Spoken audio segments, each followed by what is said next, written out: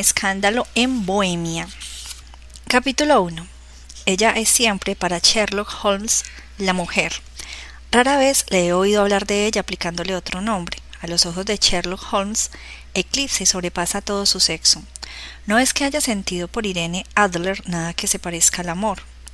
Su inteligencia fría, llena de precisión, pero admirablemente equilibrada, era en extremo opuesta a cualquier clase de emociones. Yo le considero como la máquina de razonar y de observar más perfecta que ha conocido el mundo, pero como enamorado no habría sabido estar en su papel. Si alguna vez hablaba de los sentimientos más tiernos, lo hacía con mofa y sarcasmo, admirables como tema para el observador, excelentes para descorrer el velo de los móviles y de los actos de las personas. Pero el hombre entrenado en el razonar que admitiese instrucciones semejantes en su temperamento delicado y finamente ajustado, daría con ello entrada a un factor perturbador, capaz de arrojar la duda sobre todos los resultados de su actividad mental.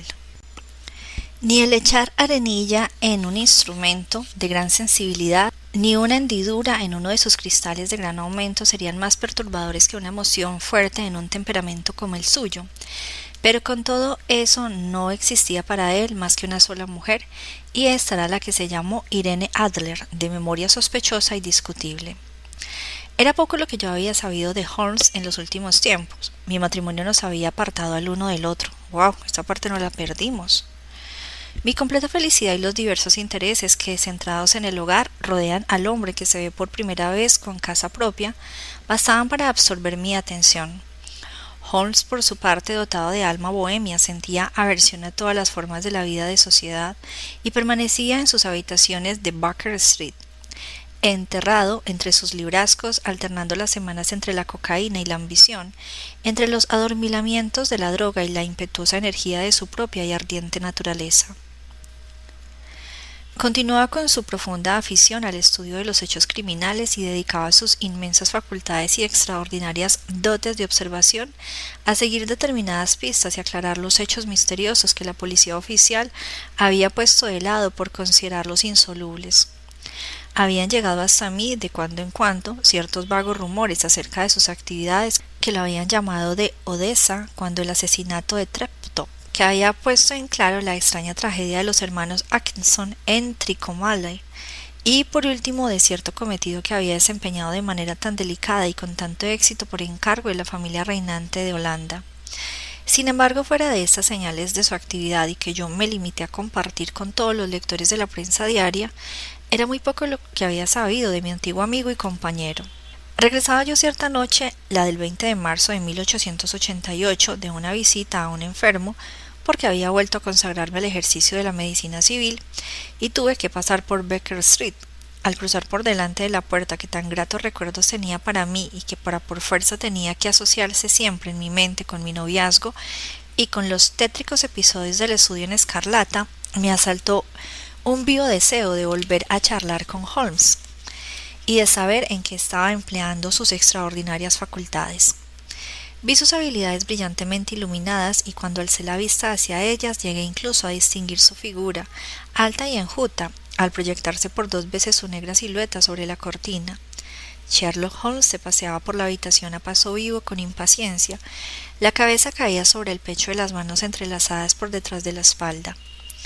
Para mí, que conocía todos sus humores y hábitos, su actitud y sus maneras tenían cada cual un significado propio.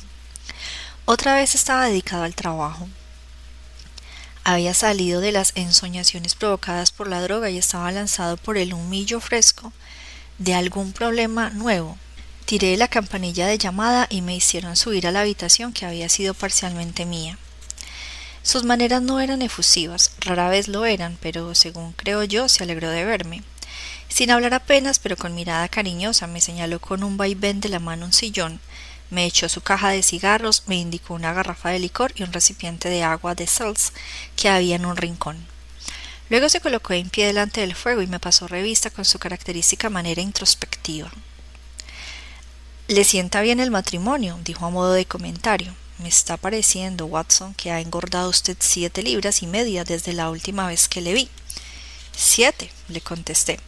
«Pues la verdad yo habría dicho que un poquitín más. Yo creo, Watson, que un poquitín más». Y por lo que veo otra vez ejerciendo la medicina. No me había dicho usted que tenía el propósito de volver a su trabajo. Pero, ¿cómo lo sabe usted? Lo estoy viendo, lo deduzco. ¿Cómo sé que últimamente ha cogido usted mucha humedad y que tiene a su servicio una doméstica torpe y descuidada? Mi querido Holmes, le dije, esto es demasiado. De haber vivido usted hace unos cuantos siglos, con seguridad que habría acabado en la hoguera. Es cierto que el jueves pasado tuve que hacer una excursión al campo y regresé a mi casa todo sucio, pero como no es esta la ropa que llevaba, no puedo imaginarme de qué saca usted esa deducción. En cuanto a Mary Jane, así que es una muchacha incorregible, y por eso mi mujer le ha dado ya el aviso de despido, pero tampoco sobre ese detalle consigo imaginarme de qué manera llega usted a razonarlo. Sherlock Holmes se rió por lo bajo y se frotó las manos largas y nerviosas. Es la cosa más sencilla, dijo. La vista me dice que en la parte interior de su zapato izquierdo, precisamente en el punto en que se proyecta la claridad del fuego de la chimenea, está el cuero marcado por 6 cortes casi paralelos. Es evidente que han sido producidos por alguien que ha rascado sin ningún cuidado el borde de la suela todo alrededor para arrancar el barro seco. Eso me dio pie para mi doble deducción de que había salido usted con mal tiempo y de que tiene un ejemplar de doméstica londinense que rasca las botas con verdadera mala hazaña. En lo referente al ejercicio de la medicina, cuando entra un caballero en mis habitaciones oliendo a cloroformo y veo en uno de los costados de su sombrero de copa un bulto saliente que me indica dónde ha escondido su estetoscopio, tendría yo que ser muy torpe para no dictaminar que se trata de un miembro en activo de la profesión médica. No pude menos de reírme de la facilidad con que explicaba el proceso de sus deducciones y le dije: siempre que le oigo aportar sus razones me parece todo tan ridículamente sencillo que yo mismo podría haberlo hecho con facilidad, aunque en cada uno de los casos me quedo desconcertado hasta que me explica todo el proceso que ha seguido. Y sin embargo creo que tengo tan buenos ojos como usted. Así es, en efecto, me contestó encendiendo un cigarrillo y dejándose caer en un sillón. Usted ve, pero no se fija. Es una distinción clara. Por ejemplo, usted ha visto con frecuencia los escalones para subir desde el vestíbulo a este cuarto. Muchas veces. ¿Cómo cuántas? Centenares de veces. Dígame entonces cuántos escalones hay. ¿Cuántos? Pues no lo sé. Lo que yo le decía, usted ha visto pero no se ha fijado. Ahí es donde yo hago hincapié. Pues bien, yo sé que hay 17 escalones porque los he visto y al mismo tiempo me he fijado. A propósito, ya que le interesan a usted estos pequeños problemas y puesto que ha llevado su bondad hasta hacer la crónica de uno o dos de mis insignificantes experimentos, quizá sienta interés por este. Me tiró desde donde él estaba una hoja de un papel de cartas grueso y de color rosa que había estado hasta ese momento encima de la mesa, y añadió: me llegó por el último correo, léala en voz alta. Era una carta sin fecha, sin firmar y sin dirección, decía: esta noche a las 8:15 irá a visitar a usted un caballero que desea consultarle sobre un asunto del más alto interés. Los recientes servicios que ha prestado usted a una de las casas reinantes en Europa han demostrado que es usted la persona a la que se puede confiar asuntos cuya importancia no es posible exagerar. En esta referencia sobre usted coinciden las distintas fuentes en que nos hemos informado. Esté usted en sus habitaciones a la hora que se le indica y no tome a mal que el visitante se presente enmascarado. Eso sí que es un caso misterioso, comenté yo. ¿Qué cree usted que hay detrás de esto? No poseo todavía datos. Constituye un craso error el teorizar sin poseer datos. Uno empieza de manera insensible a retorcer los hechos para acomodarlos a sus hipótesis, en vez de acomodar las hipótesis a los hechos. Pero, circunscribiéndonos a la carta misma, ¿qué saca usted de ella? Yo examiné con gran cuidado la escritura y el papel. Puede presumirse que la persona que ha escrito esto ocupa una posición desahogada. Hice notar, esforzándome por imitar los procedimientos de mi compañero. Es un papel que no se compra a menos de media corona el paquete. Su cuerpo y su rigidez son característicos. Ha dicho usted la palabra exacta, característicos, comentó Holmes. Ese papel no es en modo alguno inglés. Póngalo al trasluz.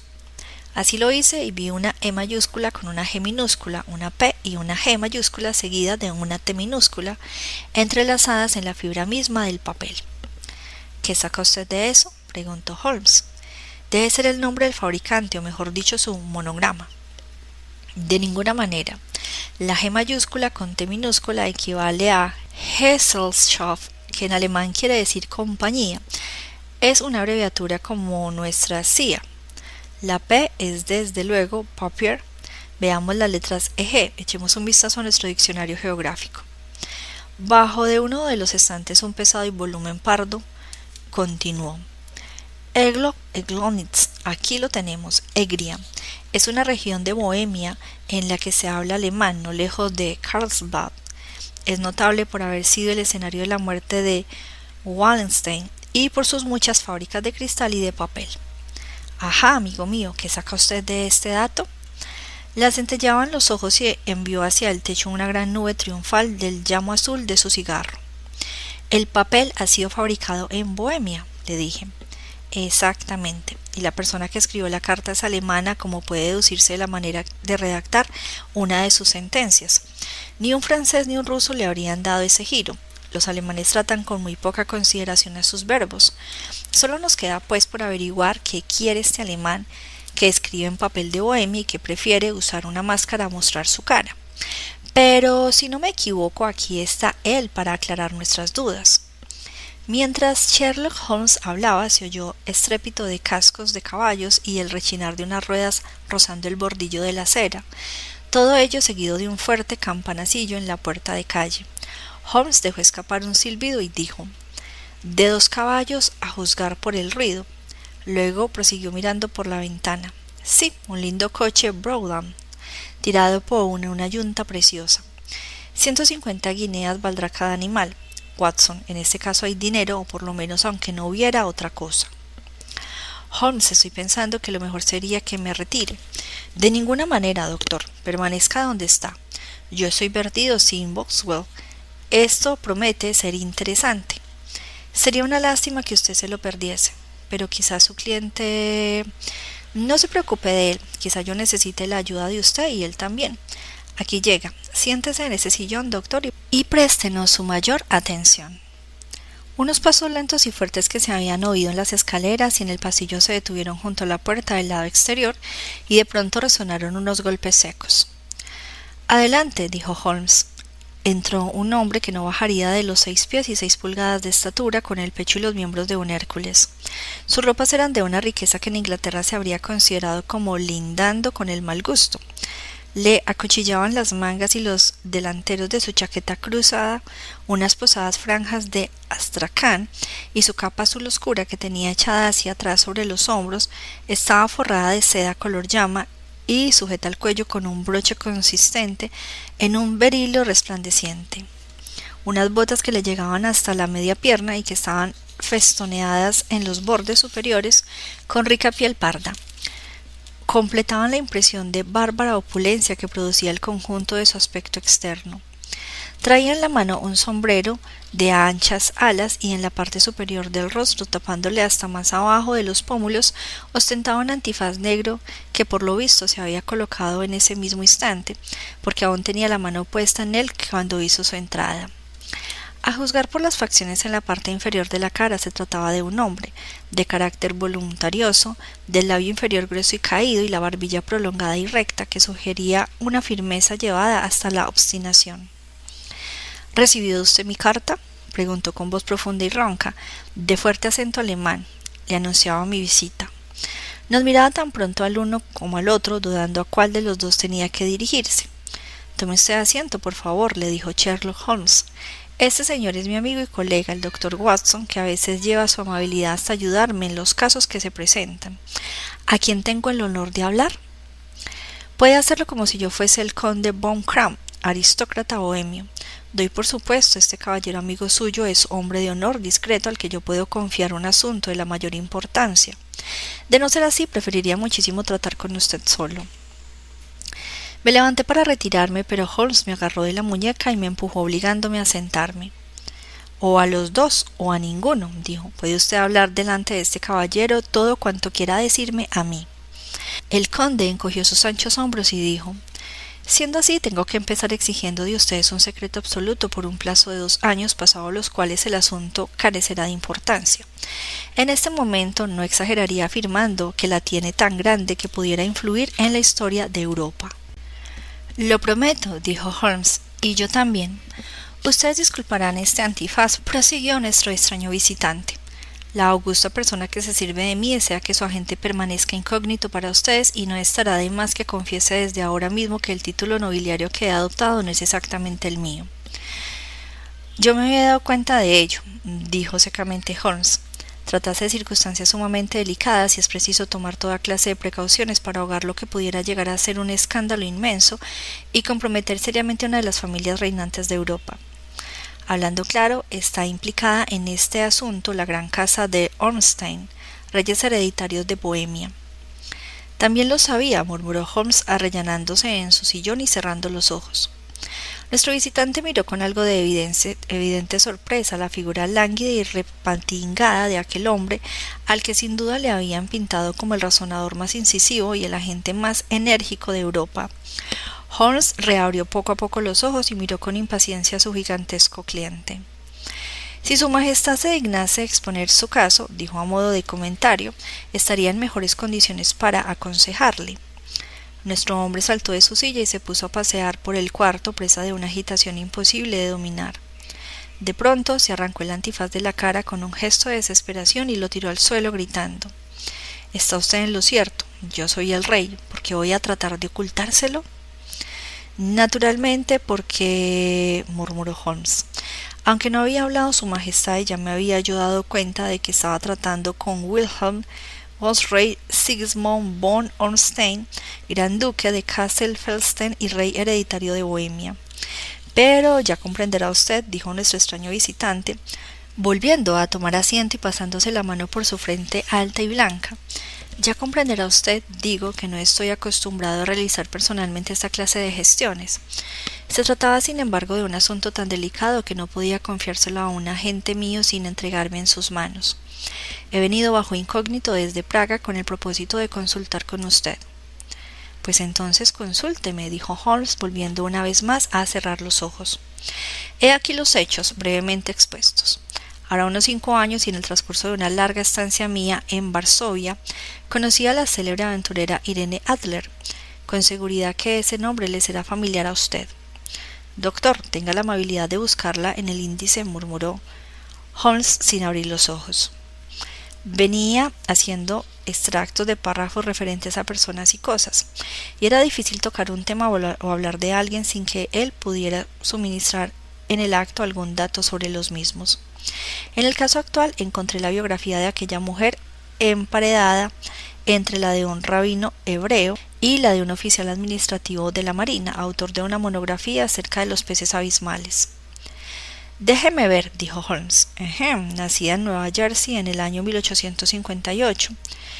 Contralto, la Scala, primadona en la Ópera Imperial de Varsovia, eso es, retirada de los escenarios de ópera, vive en Londres, justamente. Según tengo entendido, su majestad se enredó con esta joven, le escribió ciertas cartas comprometedoras y ahora desea recuperarlas». «Exactamente, pero ¿cómo? ¿Hubo matrimonio secreto?» «En absoluto, ni papeles o certificados legales, ninguno». «Pues entonces no alcanzó a ver a dónde va a parar su majestad. En el caso de que esta joven exhibiese cartas para realizar un chantaje o con otra finalidad cualquiera, ¿cómo iba ella a demostrar su autenticidad? Está la letra, falsificada. Mi papel especial de cartas, robado. Mi propio sello, imitado. Mi fotografía, comprada. En la fotografía estábamos los dos. Vaya, eso sí que está mal. Su majestad cometió desde luego una indiscreción. Estaba fuera de mí, loco. Se ha comprometido seriamente. Entonces yo no era más que un príncipe heredero y además joven. Hoy mismo no tengo sino 30 años. Es preciso recuperar esa fotografía, lo hemos intentado y fracasamos. Su majestad tiene que pagar, es preciso comprar esa fotografía. Pero ella no quiere venderla. Hay que robársela entonces. Hemos realizado 5 tentativas. Ladrones a sueldo mío registraron su casa de arriba abajo por 2 veces. En otra ocasión, mientras ella viajaba, sustrajimos su equipaje. Le tendimos celadas 2 veces más y siempre sin resultado. ¿No encontraron rastro alguno de la foto? En absoluto. Holmes se echó a reír y dijo: «He ahí un problema peliagudo». «Pero muy serio para mí», le replicó en tono de reconvención el rey. «Muchísimo, desde luego. pero ¿qué se propone hacer ella con esa fotografía? Arruinarme. ¿Cómo? Estoy en vísperas de contraer matrimonio. Eso tengo entendido. Con Clotilde Lodman von Saxe-Meninger, hija segunda del rey de Escandinavia. Quizás sepa usted que es una familia de principios muy estrictos, y ella misma es la esencia de la delicadeza. Bastaría una sombra de duda acerca de mi conducta para que todo se viniese abajo. ¿Y dice Irene Adler? Amenaza con enviarle la fotografía y lo hará. Estoy seguro de que lo hará. Usted no la conoce. Tiene un alma de acero, posee el rostro de la más hermosa de las mujeres y el temperamento del más resuelto de los hombres.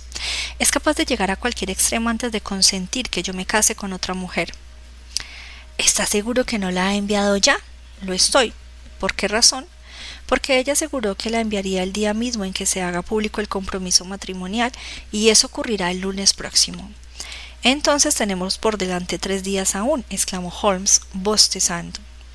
Es una suerte porque en ese mismo instante traigo entre manos un par de asuntos de verdadera importancia. Supongo que su majestad permanecerá por ahora en Londres, ¿no es así? Desde luego, usted me encontrará en el Lackman, bajo el nombre de Conde von Kram. Le haré llegar unas líneas para informarle de cómo llevaremos el asunto.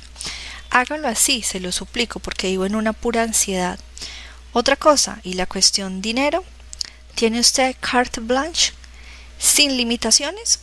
Le aseguro que daría una provincia de mi reino por tener en mi poder la fotografía. Y para gastos de momento, el rey sacó debajo de su capa un grueso talego de gamuza y lo puso encima de la mesa diciendo: hay 300 libras en oro y 700 en billetes. Holmes garrapateó en su cuaderno un recibo y se lo entregó. ¿Y la dirección de esa señorita?, preguntó.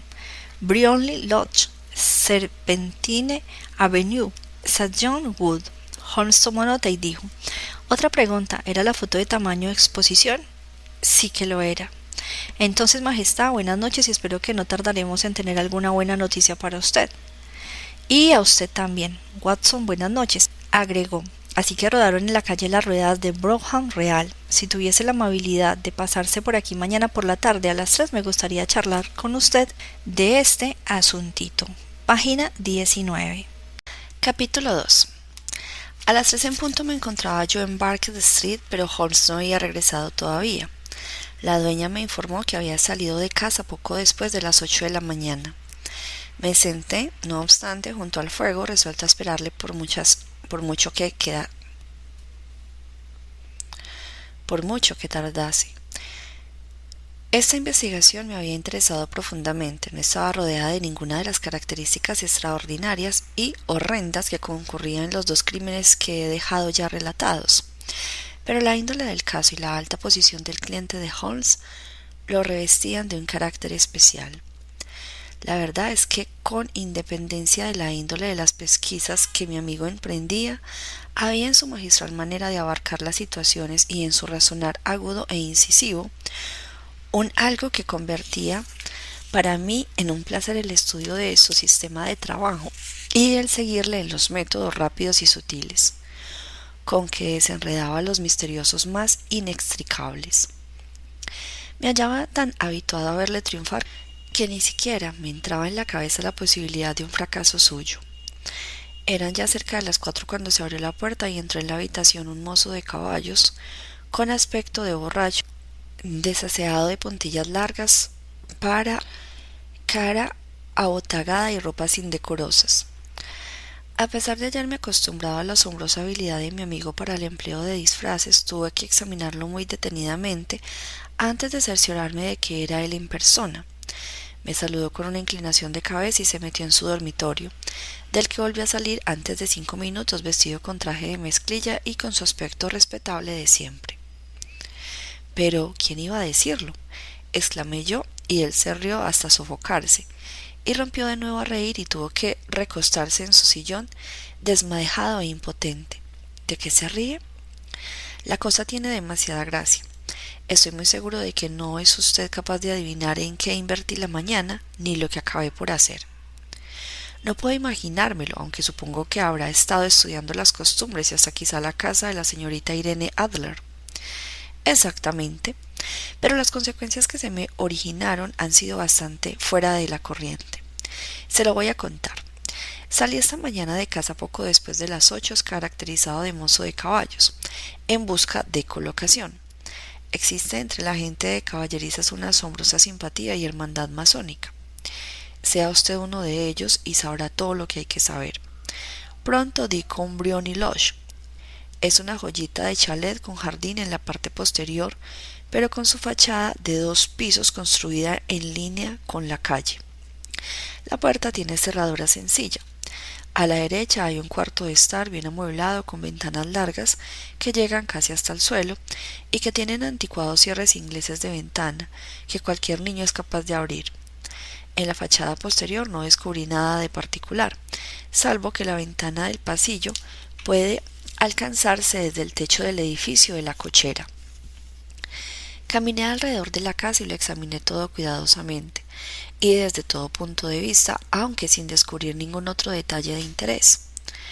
Luego me fui paseando descansadamente calle adelante y descubrí, tal como yo esperaba, unos establos en una travesía que corre a lo largo de una de las tapias del jardín.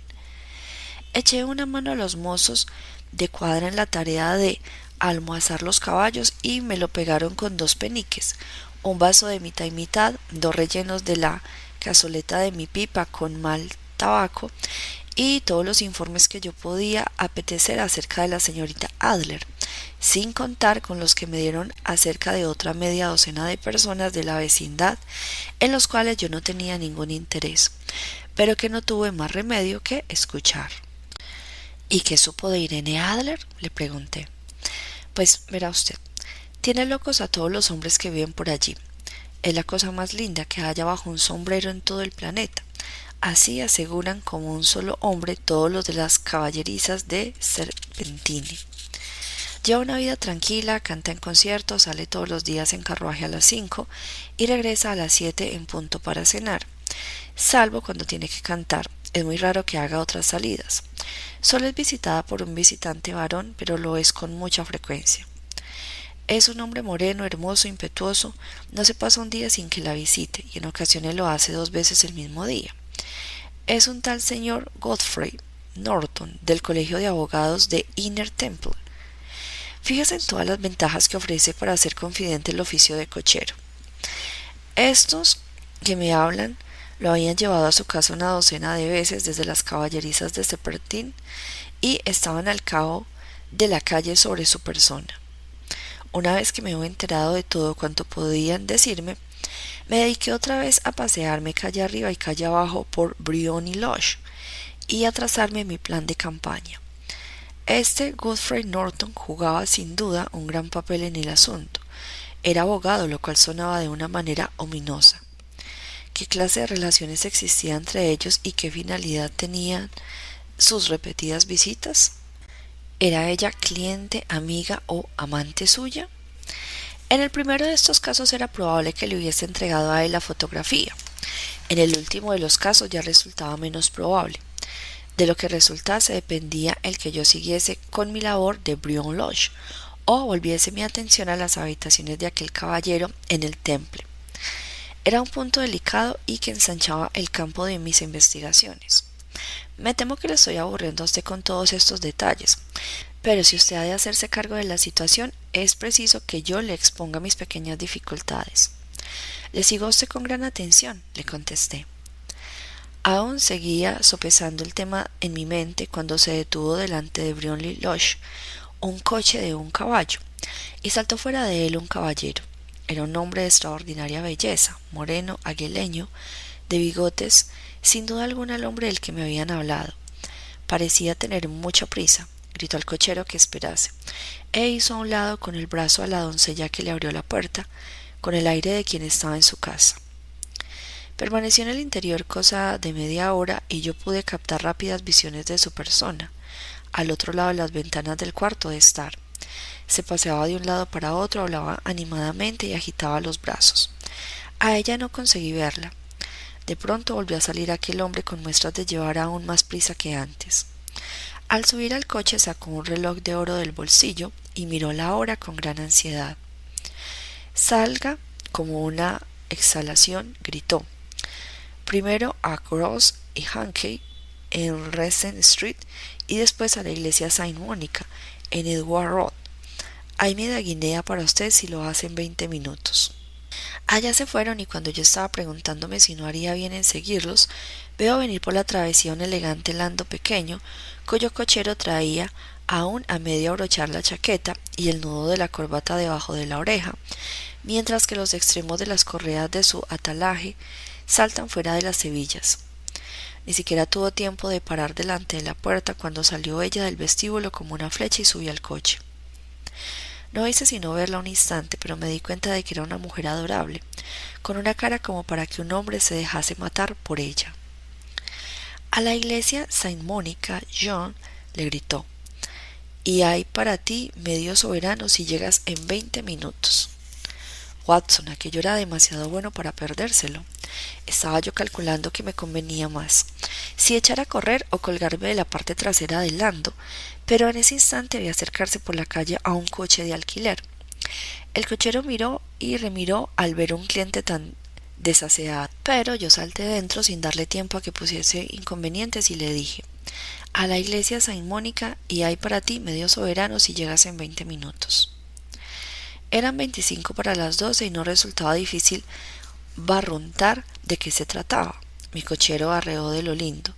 No creo que yo haya ido nunca en coche a mayor velocidad, pero lo cierto es que los demás llegaron antes. Cuando lo hice yo, el coche de un caballo y el lando se hallaban delante de la iglesia con sus caballos humeantes. Pagué al cochero y metí a toda prisa en la iglesia. No había en ella un alma fuera de los dos a quien yo había venido siguiendo y un clérigo vestido de sobrepelliz, que parecía estar arguyendo con ellos. Se hallaban los tres formando grupo delante del altar. Yo me metí por el pasillo lateral muy sosegadamente como uno que ha venido a pasar el tiempo a la iglesia. De pronto, con gran sorpresa mía, los tres que estaban junto al altar se volvieron a mirarme, y Godfrey Norton vino a todo correr hacia mí. «Gracias a Dios», exclamó, «usted nos servirá. Venga, venga». «¿Qué ocurre?», pregunté. «Venga, hombre, venga. Se trata de 3 minutos o de lo contrario no será legal». Me llevó medio a rastras al altar, y antes que yo comprendiese de qué se trataba me encontré mascullado respuestas que me susurraban al oído, y saliendo garante de cosas que ignoraba por completo y en términos generales, colaborando en unir con firmes lazos a Irene Adler, soltera, con Godfrey Norton, soltero. Todo se hizo en un instante y allí me tiene usted entre el caballero a un lado mío, que me daba las gracias, y al otro lado la dama, haciendo lo propio, mientras el clérigo me sonreía delante de una manera beatífica. Fue la situación más absurda en que yo me he visto en toda mi vida, y fue el recuerdo de la misma lo que hizo estallar mi risa hace un momento. Por lo visto faltaba a su licencia matrimonial, y el clérigo se negaba rotundamente a casarlo si no presentaban algún testigo. Mi afortunada aparición ahorró al novio la necesidad de lanzarse a la calle a la búsqueda de un padrino. La novia me regaló un soberano que yo tengo intención de llevar en la cadena de mi reloj en recuerdo de aquella ocasión. Las cosas han tomado un giro inesperado, dije yo. ¿Qué va a ocurrir ahora? Pues la verdad, me encontré con mis planes seriamente amenazados. Saqué la impresión de que quizá la pareja se iba a largar de allí inmediatamente, lo que requeriría de mi parte medidas rapidísimas y enérgicas. Sin embargo, se separaron a la puerta de la iglesia, regresando él en su coche al temple y ella en el suyo a su propia casa. Al despedirse, le dijo ella: «Me pasearé como siempre en coche a las 5 por el parque». No oí más. Los coches tiraron en diferentes direcciones y yo me marché a lo mío. ¿Y qué es lo suyo? «Pues a comerme alguna carne, fiambre y beberme un vaso de cerveza», contestó tocando la campanilla. «He andado demasiado atareado para pensar en tomar ningún alimento y es probable que al anochecer lo esté aún más. A propósito, doctor, me va a ser necesaria su cooperación». «Encantado». «¿No le importará faltar a la ley?» «Absolutamente nada». «¿Ni el ponerse a riesgo de que lo detengan?» «No, si se trata de una buena causa». «Oh, la causa es excelente». «Entonces, cuente conmigo». Estaba seguro de que podía contar con usted, pero ¿qué es lo que desea de mí? Se lo explicaré una vez que la señora Turner haya traído su bandeja. Y ahora, dijo, encarándose con la comida sencilla que le había servido nuestra patrona, Como es poco el tiempo de que dispongo, tendré que explicárselo mientras como. Son ya casi las 5. Es preciso que yo me encuentre dentro de 2 horas en el lugar de la escena. La señorita, o mejor dicho, la señora Irene, regresará a las 7 de su paseo en coche. Necesitamos estar junto a Briony Lodge para recibirla. ¿Y entonces qué? Déjelo eso de cuenta mía. Tengo dispuesto ya lo que tiene que ocurrir. Ha de insistir tan solo en una cosa. Ocurra lo que ocurra, usted no debe intervenir. ¿Me entiende? ¿Pero qué es lo que desea de mí? Se lo explicaré una vez que la señora Turner haya traído su bandeja. Y ahora, dijo encarándose con la comida sencilla que le había servido nuestra patrona, quiere decir que debo permanecer neutral. Sin hacer absolutamente nada ocurrirá probablemente algún incidente desagradable. Usted quédese al margen. El final será que me tendrán que llevar al interior de la casa. 4 o 5 minutos más tarde se abrirá la ventana del cuarto de estar. Usted se situará cerca de la ventana abierta, ¿entendido? Estará atento a lo que yo haga porque me situaré en un sitio visible para usted. Entendido. Y cuando yo levante mi mano así, arrojará usted al interior de la habitación algo que yo le daré y al mismo tiempo dará usted la voz de fuego. ¿Va usted siguiéndome? Completamente. No se trata de nada muy terrible, dijo sacando del bolsillo un rollo largo de forma de cigarro. Es un cohete ordinario de humo de plomero armado en sus 2 extremos con sendas cápsulas para que se encienda automáticamente. A eso se limita su papel. Cuando dé usted la voz de fuego, la repetirá a una cantidad de personas. Entonces puede usted marcharse hasta el extremo de la calle donde yo iré juntamente con usted al cabo de 10 minutos. ¿Me he explicado con suficiente claridad? Debo mantenerme neutral, acercarme a la ventana, estar atento a usted y en cuanto usted me haga una señal arrojar al interior este objeto, dar la voz de fuego y esperarle en la esquina de la calle. Exactamente. Pues entonces confíe en mí. Magnífico. Pienso que quizás se haya tiempo de que me caracterice para el nuevo papel que tengo que representar. Desapareció en el interior de su dormitorio, regresando a los pocos minutos caracterizado como un clérigo disidente, bondadoso y sencillo. Su ancho sombrero negro, pantalones abolsados, corbata blanca, sonrisa de simpatía y aspecto general de observador curioso y benévolo eran tales que solo un señor John Hurt sería capaz de igualarlos. A cada tipo nuevo de que se disfrazaba parecía cambiar hasta la expresión, maneras e incluso de alma. Cuando Holmes se especializó en criminología, la escena perdió un actor y hasta la ciencia perdió un agudo razonador. Eran las 6:15 cuando salimos de Baker Street y faltaban todavía 10 minutos para la hora señalada cuando llegamos a Serpentine Avenue. Estaba ya oscurecido y se procedía a encender los faroles del alumbrado. Nos paseamos de arriba para abajo por delante de Briony Lodge, esperando a su ocupante. La casa era tal y como yo me la había figurado por lo concisa descripción que de ella había hecho Sherlock Holmes, pero el lugar parecía menos recogido de lo que yo me imaginé. Para tratarse de una calle pequeña de un barrio tranquilo, resultaba notablemente animada. Había en una esquina un grupo de hombres mal vestidos que fumaban y se reían, 2 soldados de la guardia flirteando con una niñera, un afilador con su rueda y varios jóvenes bien trajeados que se paseaban tranquilamente con el cigarro en la boca. Esta boda, me dijo Holmes, siempre íbamos y veníamos por la calle. Simplifica bastante el asunto. La fotografía resulta ahora un arma de doble filo. Es probable que ella sienta la misma aversión a que sea vista por el señor Godfrey Norton, como nuestro cliente a que la princesa la tenga delante de los ojos. Ahora bien, la cuestión que se plantea es esta. ¿Dónde encontraremos la fotografía? Eso es, ¿dónde? Es muy poco probable que se la lleve de un lado para otro en un viaje. Es de tamaño de exposición, demasiado grande para poder ocultarla entre el vestido. Sabe, además, que el rey es capaz de tenderle una celada y hacérsela registrar, y en efecto le ha intentado un par de veces. Podemos pues dar por sentado que no la lleva consigo. ¿Dónde la tiene entonces? Puede guardarla su banquero o puede guardarla su abogado. Existe esa doble posibilidad, pero estoy inclinada a pensar que ni lo uno ni lo otro. Las mujeres son por naturaleza aficionadas al encubrimiento, pero les gusta ser ellas mismas las encubridoras. ¿Por qué razón habría de entregársela a otra persona? Podía confiar en sí misma como guardadora, pero no sabía qué influencias políticas, directas o indirectas, podrían llegar a emplearse para hacer fuerza sobre un hombre de negocios. Tenga usted además en cuenta que ella había tomado la resolución de servirse de la fotografía dentro de unos días. Debe pues encontrarse en un lugar en que le sea fácil echar mano de la misma. Debe de estar en su propio domicilio. Pero la casa ha sido asaltada y registrada 2 veces. Bah, no supieron registrar debidamente. ¿Y cómo lo hará usted? Yo no haré registros. ¿Qué hará pues? Haré que ella misma me indique el sitio. Se negará.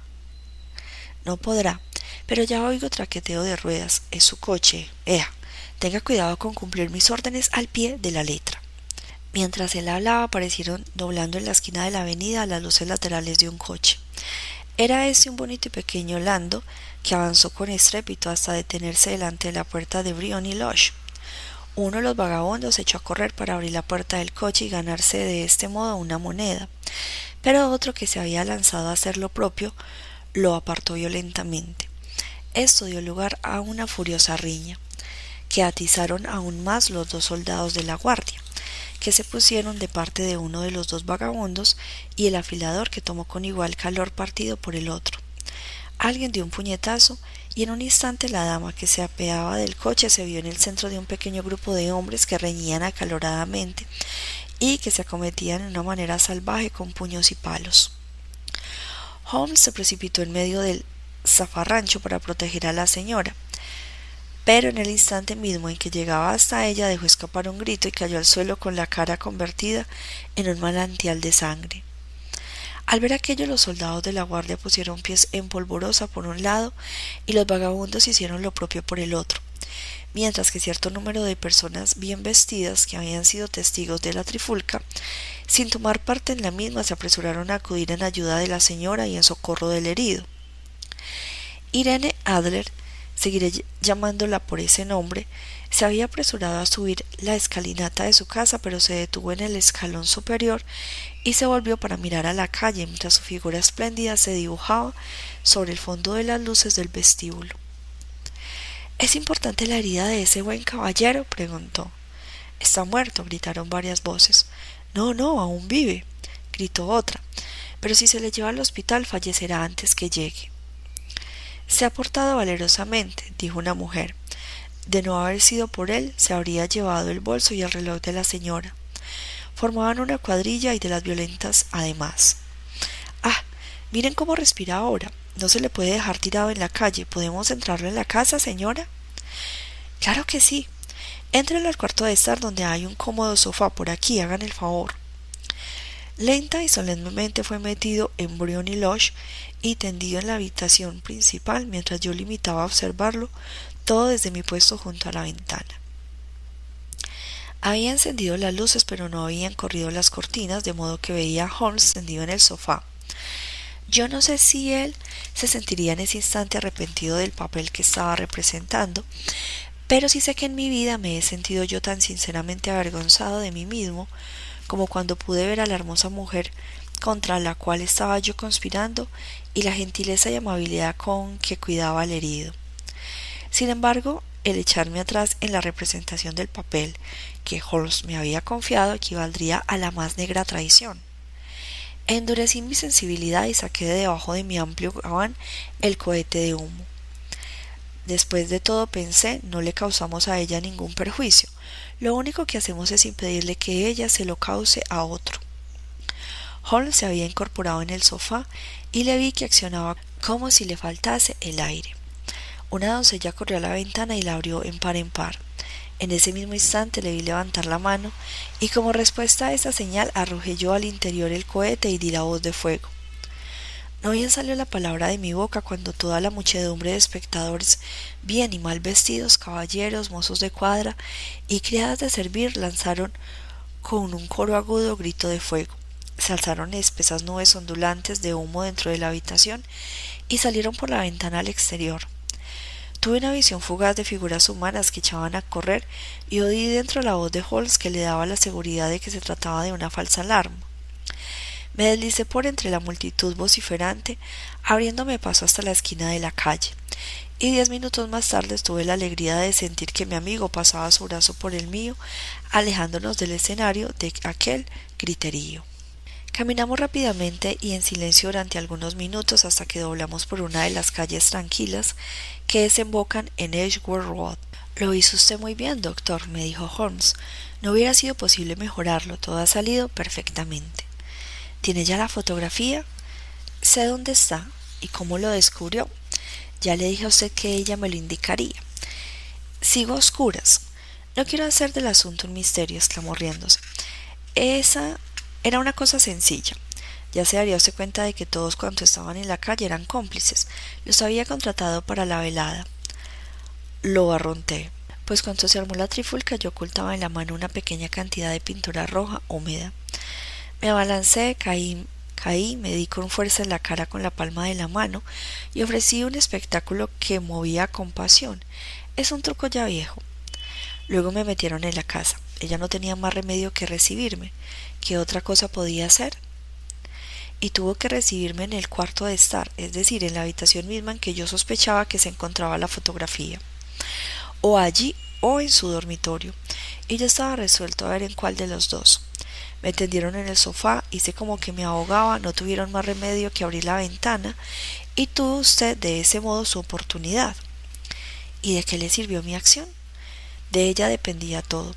Cuando una mujer cree que su casa está ardiendo, el instinto la lleva a precipitarse hacia el objeto que tiene en más aprecio. Es un impulso irresistible del que más de una vez me he aprovechado. Recurrí a él cuando el escándalo de la suplantación de Darlington y en el del castillo de Arnsworth. Si la mujer es casada, corre a coger en brazos a su hijito. Si es soltera, corre en busca de su estuche de joyas. Pues bien, era evidente para mí que nuestra dama de hoy no guardaba en casa nada que fuese más precioso para ella que lo que nosotros buscábamos. La alarma, simulando que había estallado un fuego, se dio admirablemente. El humo y el griterío eran como para sobresaltar a una persona de nervios de acero. Ella actuó de manera magnífica. La fotografía está en un escondite que hay detrás de un panel corredizo, encima mismo de la campanilla de llamada de la derecha. Ella se plantó allí en un instante y la vi medio sacarla fuera. Cuando yo empecé a gritar que se trataba de una falsa alarma, volvió a colocarla en su sitio. Echó una mirada al cohete, salió corriendo de la habitación y no volvió a verla. Me puse en pie y dando toda clase de excusas huí de la casa. Estuve dudando si apoderarme de la fotografía entonces mismo, pero el cochero había entrado en el cuarto de estar y no quitaba de mí sus ojos. Me pareció pues más seguro esperar. Con precipitarse demasiado quizá se echase todo a perder. ¿Y ahora? Le pregunté. Nuestra investigación está prácticamente acabada. Mañana iré allí de visita con el rey y usted puede acompañarnos si le agrada. Nos pasarán al cuarto de estar mientras avisan a la señora, pero es probable que cuando ella se presente no nos encuentre ni a nosotros ni a la fotografía. Quizá constituye para su majestad una satisfacción el recuperarla en sus propias manos. ¿A qué hora irán ustedes? A las 8 de la mañana. Ella no se habrá levantado todavía, de modo que tendremos el campo libre. Además, es preciso que actuemos con rapidez porque quizás su matrimonio suponga un cambio complejo en su vida y en sus costumbres. Es preciso que yo telegrafié sin perder un momento al rey. Habíamos llegado a Baker Street y nos habíamos detenido delante de la puerta. Mi compañero rebuscaba la llave en sus bolsillos cuando alguien le dijo al pasar: «Buenas noches, señor Sherlock Holmes». Había en ese instante en la acera varias personas, pero el saludo parecía proceder de un joven delgado que vestía ancho gabán y que se alejó rápidamente. Holmes dijo mirando con fijeza hacia la calle débilmente alumbrada: «Yo he oído antes esa voz. ¿Quién diablos ha podido ser?». Página 31. Capítulo 3. Dormí esta noche en Baker Street y nos hallábamos desayunando nuestro café con tostada cuando el rey de Bohemia entró con gran prisa en la habitación. ¿De verdad que se apoderó usted de ella?, exclamó agarrando a Sherlock Holmes por los dos hombros y clavándole una ansiosa mirada. Todavía no, pero confía en hacerlo. ¿Confío? Vamos entonces, ya estoy impaciente por ponerme en camino. Necesitamos un carruaje. No, tengo esperando mi Brougham Eso simplifica las cosas. Bajamos a la calle y nos pusimos una vez más en marcha a Sabrión Lodge. Irene Adler se ha casado, hizo notar Holmes. ¿Que se ha casado? ¿Cuándo? Ayer. ¿Y con quién? Con un abogado inglés apellidado Norton. Pero no es posible que esté enamorada de él. Yo tengo ciertas esperanzas de que lo esté. ¿Y por qué ha de esperarlo usted? Porque ello le ahorraría a su majestad todo temor de futuras molestias. Si esa dama está enamorada de su marido, será que no lo está de su majestad. Si no ama a su majestad, no habrá motivo por que se entremeta en vuestros proyectos. Eso es cierto. Sin embargo, pues bien, ojalá que ella hubiese sido una mujer de mi misma posición social. Qué gran reina habría debido ser. El rey volvió a caer en silencio ceñudo, que nadie rompió hasta que nuestro coche se detuvo en la Serpentine Avenue. La puerta de Briony Lodge estaba abierta y vimos a una mujer anciana en lo alto de la escalinata. Nos miró con ojos burlones cuando nos apenamos del coche del rey y nos dijo: «El señor Sherlock Holmes, ¿verdad?» «Yo soy el señor Holmes», contestó mi compañero, alzando la vista hacia ella con mirada de interrogación y de no pequeña sorpresa. «Me lo imaginé. Mi señora me dijo que usted vendría probablemente a visitarla. Se marchó esta mañana con su esposo en el tren que sale de Charing Cross a las 5:15 con destino al continente». «¿Cómo?», exclamó Sherlock Holmes, retrocediendo como si hubiese recibido un golpe y pálido de esperar, de sorpresa. «¿Quiere usted decirme con ello que su señora abandonó ya Inglaterra?» «Para nunca más volver». «¿Y esos documentos?», preguntó con voz ronca el rey. «Todo está perdido». «Eso vamos a verlo». Sherlock Holmes apartó con el brazo a la criada y se precipitó al interior del cuarto de estar, seguido por el rey y por mí. Los muebles se hallaban desparramados en todas direcciones, los estantes desmantelados, los cajones abiertos como si aquella dama lo hubiese registrado y saqueado todo antes de su fuga. Holmes se precipitó hacia el cordón de la campanilla, corrió un pequeño panel y metiendo la mano dentro del hueco extrajo una fotografía y una carta. La fotografía era la de Irene Adler en traje de noche y la carta llevaba el siguiente sobrecito: «Para el señor Sherlock Holmes. La retirará él en persona». Mi amigo rascó el sobre y nosotros tres lo leímos al mismo tiempo. Estaba fechada a medianoche del día anterior y decía así: «Mi querido señor Sherlock Holmes, la verdad es que lo hizo usted muy bien. Me la pegó usted por completo. Hasta después de la alarma de fuego no sospeché nada, pero entonces al darme cuenta de que yo había traicionado mi secreto me puse a pensar. Desde hacía meses me había puesto en guardia contra usted, asegurándome de que si el rey empleaba a un agente ese sería usted sin duda alguna. Me dieron también su dirección y sin embargo logró usted que yo le revelase lo que deseaba conocer. Incluso cuando se despertaron mis recelos, me resultaba duro el pensar mal de un anciano clérigo tan bondadoso y simpático. Pero como usted sabrá, también yo he tenido que practicar el oficio de actriz. La ropa varonil no resulta una novedad para mí y con frecuencia aprovecho la libertad de movimiento que ello proporciona. Envié a John el cochero a que lo vigilase a usted, eché a correr escaleras arriba, me puse la ropa de paseo, como yo la llamo, y bajé cuando usted se marchaba. Pues bien, yo le seguí hasta su misma puerta, comprobando así que me había convertido en objeto de interés para el célebre señor Sherlock Holmes. Entonces, y con bastante imprudencia, le di las buenas noches y marché al temple en busca de mi marido. Nos pareció a los dos que lo mejor que podríamos hacer, al vernos perseguidos por tan formidable adversario, era huir por eso y encontrar a usted el nido vacío cuando vaya mañana a visitarme. Por lo que hace a la fotografía, puede tranquilizarse su cliente. Amo y soy amada por un hombre que vale más que él. Puede el rey orar como bien le plazca sin que lo impida la persona a quien él lastimó tan cruelmente. La conservó tan solo a título de salvaguardia mía, como arma para defenderme de cualquier paso que él pudiera dar en el futuro. Dejo una fotografía que quizá le agrade conservar en su poder y soy de usted, querido señor Sherlock Holmes. Muy atentamente, Irene Norton, nacida Adler. «¡Oh, qué mujer, qué mujer!», exclamó el rey de Bohemia una vez que leímos los tres la carta. «¿No le dije lo rápida y resuelta que era? ¿No es cierto que habría sido una reina admirable? No es una lástima, habría sido una reina admirable. ¿No es una lástima que no esté a mi mismo nivel? A juzgar por lo que de esa dama he podido conocer, parece que en efecto en ella y su majestad están a un nivel muy distinto», dijo con frialdad Holmes. Lamento no haber podido llevar a un término más feliz el negocio de su majestad. Todo lo contrario, mi querido señor, exclamó el rey, no ha podido tener un término más feliz. Me consta que su palabra es sagrada. La fotografía es ahora tan inofensiva como si hubiese ardido en el fuego. Me felicito de oír decir eso a su majestad. Tengo contraída una deuda inmensa con usted. Dígame por favor de qué manera puedo recompensarle. Este anillo. Se sacó del dedo un anillo de esmeralda en forma de serpiente y se lo presentó en la palma de la mano. Su majestad está en posesión de algo que yo valoro en mucho más, dijo Sherlock Holmes. No tiene usted más que nombrármelo. Esta fotografía. El rey se le quedó mirando con asombro y exclamó: La fotografía de Irene suya es, desde luego, si así lo desea. Doy gracias a su majestad, de modo pues que ya no queda nada por tratar de este asunto. Tengo el honor de dar los buenos días a su majestad. Holmes se inclinó, se volvió sin darse por enterado de la mano que el rey le alargaba y echó a andar acompañado por mí hacia sus habitaciones.